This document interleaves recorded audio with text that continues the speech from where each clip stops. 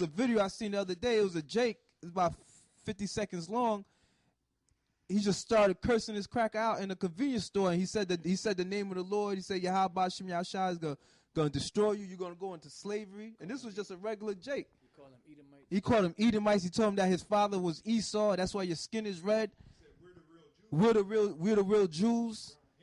All right, and he just lost it on Esau. And this was just an average Jake down south, and he cursed Esau out in the name of Yahweh Shem Yahshua. That's proof that this word is going throughout the whole earth. Right, and yeah, you could hear him on the phone calling the cops. And the day is going to come, you crackers, you're going to go on the phone to call the cops. There'll be another Israelite brother on the other end. You say, well, you're going to have to deal with it, cracker, devil. And then maybe even quote a scripture at him, curse his ass out, and hang up the damn phone. Yeah, I was in on that scripture. Okay, if you got another precept. I don't have, Rama, do you have anything? Yeah, because Brother Karab mentioned about how in the movie The Road, they were eating each other, and then that's coming back, to this country. And that's what's going to happen because, people are going to be starving, and the ones that don't have, they're going to take from the ones that have, but then once the food runs out, they're going to start eating each other, This is 2 Ezra 15 and 53. If thou hadst not always slain my chosen, exalting the stroke of thine hands, and saying over their dead when thou wast drunken, set forth the beauty of thy countenance, the reward of thy whoredom shall be in thy bosom, therefore shalt thou receive recompense, because for all the things that you did to us, to our forefathers. It says, like as thou hast done unto my chosen, saith the Lord, even so shall the Most High do unto thee, and shall deliver thee into mischief. And there was times in the history when the nation of Israel were eating their children, because of you devils. It says, thy children shall die of hunger. And there's going to be a lot of you that's going to die of hunger. It says, and thou shalt fall through the sword, because a lot of you going to get killed in these race wars. It says, thy cities shall be broken down, and all thine shall perish with the sword in the field. And then, you got these devils that got these different retreats, in the woods and in different places. They're going to die in those retreats. It says, they that be in the mountains shall die of hunger and eat their own flesh. So it's going to come a point where those rations that you got, they're going to run out. Whether they run out because you ate them or because somebody comes and takes your rations, and eventually you're going to have nothing left, but you're going to start eating yourself. It says, they that be in the mountains shall die of hunger and eat their own flesh and drink their own blood, for very hunger of bread and thirst of water. Thou as unhappy shall come through the sea and receive plagues again, and in the passage they shall rush on the idle city, and shall destroy some portion of thy land, and consume part of thy glory, and shall return to Babylon that was destroyed.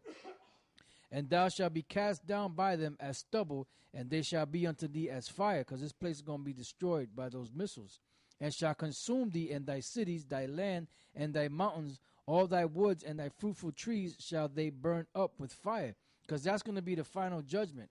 After the martial law, after the microchip, after all these different things, the race wars and the hungers and the famines and all of that, eating yourselves and all that, then the destruction is the last thing, the last plague for this place. It says, thy children shall they carry away captive, and look what thou hast, they shall spoil it, and mar the beauty of thy face. Because this place, America, is reserved for destruction, because the Most High set this place up last to be destroyed. He built this place up. If you look, any country in the world will say that they would come to America to make money and to make it. So this place has been exalted to the heavens, so to speak. Now it's time for the Lord to destroy it. This is 2 Ezra 6 and 6. Then did I consider these things, and they all were made through me, which is the Most High, alone, and through none other. By me also they shall be ended, and by none other. And that's what the Lord gave these devils the technology of the missiles, to destroy them. It says, then answered I and said, what shall be the parting asunder of times? Not, are we going to be here for the next 20, 30, 40 years? But the prophets want to know, when are these things going to be? because they understood that once the destruction came, the kingdom was going to follow soon after that. It says, then answered I and said, what shall be the parting asunder of the times, or when shall be the end of the first and the beginning of it that followeth? Because he understood that, because two kings can't rule on one throne. So he knows that in order for us to rule, the rulers that are out there now got to be taken down. And who's ruling right now? Esau. And this is an empire. You can't say that this is not an empire like those ancient empires, because they pretty much govern and control the whole world, damn near. It says, and he said unto me, from Abraham unto Isaac, when Jacob and Esau were born of him, Jacob's hand held first the heel of Esau. And that's when the whole thing began, back then. For Esau is the end of the world, and Jacob is the beginning of it that followeth. So this devil is going to be ruling and at last, and then that's when we're going to take him, well, the beginning with Yahweh B'Shem Yahushai, they're going to take him down, and we're going to take him down. You know, but the Spirit of the Lord is the one that's going to be taking him down. Because this is the time we're coming to. So this devil's time is up. You know, it's actually it's 12:04, so it is 2016 now.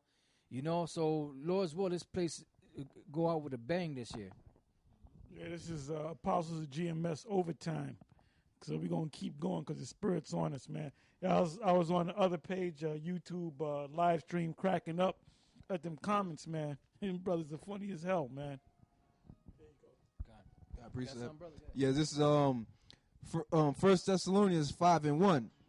But at times and the season, brethren, ye have no need that I write unto you. For yourselves know perfectly that the day of the Lord so cometh as a thief in the night. For when they shall say peace and safety, then sudden destruction cometh upon them as travail upon a woman with child, and they shall not escape. But ye, brethren, are not in darkness, but that day shall overtake you as that day shall overtake you as a thief. Ye are the children of light and the children of the day. We are not of the night, nor of darkness. Therefore, let us not sleep as do others, but let us watch and be sober. For they that sleep in the night and they that be drunken in the night are drunken in the night. So I can read that again. For they that sleep in the night, and they that be drunken are drunken in the night. But let us who are of the day be sober, putting on the breastplate of faith and love, and a helmet, the hope of salvation. For the Most High have not appointed us to wrath, but to obtain salvation by the Lord Yahushua, who died for us, that whether we wake or sleep, we shall live together with him. Wherefore comfort yourselves together and edify one another, even also as he do. So that's basically going into the times that we're living in right now. Because we're not asleep. We know what time that we're living in. We know that the end of the society is close. We know that the end of the rulership of the so-called white man is close, that the restoration of the nation of Israel is close. That's why the scripture said to be sober, meaning you ain't going to be involved in all these different philosophies, getting drunk by these different philosophies, like the black consciousness movement, all right? Like these different churches, these different denominations, all right? These false Israelite camps. All these things is what was making our people drunken. But we're sober because we got the true truth, all right? That's it on that. No, I don't really have anything Okay. else. You got more? I'll continue reading. This is verse 12. And we beseech you, brethren, to know them labor among you and are over you in the Lord, and admonish you, and to esteem them very highly in love for their work's sake. Yeah, that's the elders and your elders and your apostles. You know, in reality, we're supposed to be esteemed because we're the conduit that the Lord Yahweh Shem Yahushua is using to give you this truth. And you can't put Yeshaya in there, and you No. can't put Lahab in there, That's right. and them other guys that you know they turn back. You know, That's right. So when you brothers say double honors to the apostles and the elders, that is scriptural. All right? But even so, we still, whether you say it or not, we're still going to do the work of the Lord Yahweh Hashem Yahushai. You know, the scriptures say, give him no rest until he make Jerusalem a praise in the earth. All right? And that's what we want to see. We want to see the nation of Israel be a praise in the earth. All right? Because right now we're being disrespected. We're being looked down upon. You know, all the other nations, they behave proud against us. Even the so-called Chinese, man, 3 foot high, proud motherfuckers, They behave proud against us. Same thing with the Japanese. They're nothing but a bunch of heathens. Even though you got Israelites scattered among them. But I'm talking about the real Japanese, the real Chinese, the real Arabs. They behave proudly against us. So they got to go down, They got to go. They're supposed to be our slaves. Thus saith the Lord, power, the Lord Yahweh Bashem Yahushai, This is 2nd Ezra 6:18. And it said, Behold, the days come that I'll begin to draw nigh and to visit them that dwell upon the earth, and will begin to make inquisition of them, what they be that have hurt unjustly with their unrighteousness, and when the affliction of Zion shall be fulfilled. And when the world that shall begin to vanish away shall be finished, then will I show these tokens. The books shall be opened before the firmament. Yeah, that's this knowledge, this truth. And you notice the brother read the affliction of Zion, because right now we're being afflicted. But, we want to approach the time when the affliction will be done away with. And then what's going to replace the affliction is going to be blessings. Okay? So that's what we want to see, We're tired of the affliction, which the Lord Yahweh Bashem Yahushai put a heavy affliction on the nation of Israel, the most heaviest affliction by far, because at least in those other captivities we knew we were Israelites, but in this captivity we totally lost our identity, our nationality. So that's an example of total affliction there, but the elect of the nation of Israel is going to come back and reclaim what's rightfully ours. This is 2nd Ezra chapter 9:1. He answered me then and said, Measure thou the time diligently in itself, and when thou seest part of the signs past, which I have told thee before, then shalt thou understand that it is the very same time when the highest will begin to visit the world which he hath made. Therefore, when thou shalt see earthquakes and uproars of the people in the world, then shalt thou well understand that the Most High spake of those things from the days that were before thee, even from the beginning. For like has all that is made in the world have a beginning and an end, and the end is manifest. Even so the times also of the highest have plain beginnings in wonders and powerful works, and endings and effects and signs.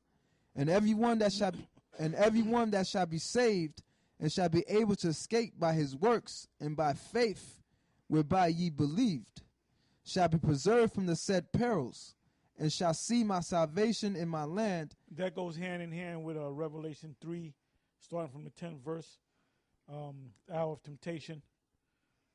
That goes into that. In the day of temptation, the hour of temptation, Most High is going to give us that spirit. That temptation, like I said, and like you brothers that made response videos, is talking about the microchip. Because people are going to take that chip because they're going to not know not to take it, or they're going to know not to take it. I'm sorry, or they're going to not know to take it. Like Polite and Sarnett and them guys, they're going to take it because they're going to think, well, that's a part of the modern world. They're not going to realize that that's a fulfillment of Scripture. All right? Read that again, please. Okay, verse 8, this is 2nd Ezra 9:8. Shall be preserved from the said perils, and shall see my salvation in my land and within my borders. No, that's not the verse. I'm going to start at verse 6. Even so the times also the highest have plain beginnings in wonders and powerful works, and endings and effects and signs. And everyone... We're in that time, in endings and effects and signs. Go ahead. And everyone that shall be saved and shall be able to escape by his works. And shall works, be able to escape by his works. Hour of temptation. Go ahead. And by faith, whereby ye believed, shall be preserved from the said perils, and shall see my salvation in my land. That's that hour of temptation. Go ahead. and within my borders, for I have sanctified them for me from the beginning. Then shall they be. That's the elect. Sanctify them from the beginning. You go in the book of John 17 and 17, it says, sanctify them through thy truth. Thy word is truth. Another word for sanctified has been purified. So that's the elect. To make holy. Yep. To make holy, to make them pure. And then again it is written, blessed are the pure, for they shall see who? They shall see the Most High. So you got to be pure in this thing of ours. Then shall they be in pitiful case, which now have abused my ways, and they that have cast them away despitefully shall dwell in torments. For such as in their life have received benefits, and have not known me, and they that have loathed my law while they had yet liberty, and when as yet place of repentance was open unto them, understood not, but despised it. The same must know it after death by pain.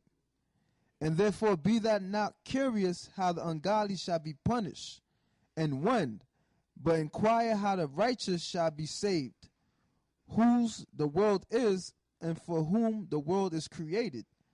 Then said I, and said, I have said before, and now do speak, and will speak it also hereafter, that there be many more of them which perish than of them which shall be saved.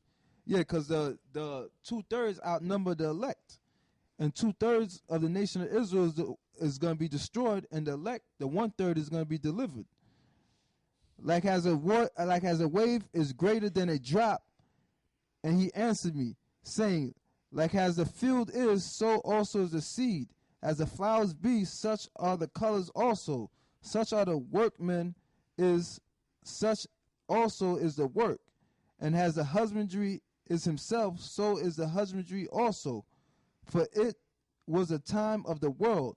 And now when I prepare the world which was not yet made, even for them to dwell in that now live, no man spake against me. For then every one obeyed, but now the manners of them which are created in this world that is made are corrupt by a perpetual seed, and by a law which is unsearchable rid themselves. That's basically it on that. I got some Ephesians 1 and 10, 1, 10, and 11. You know what? I might go up above.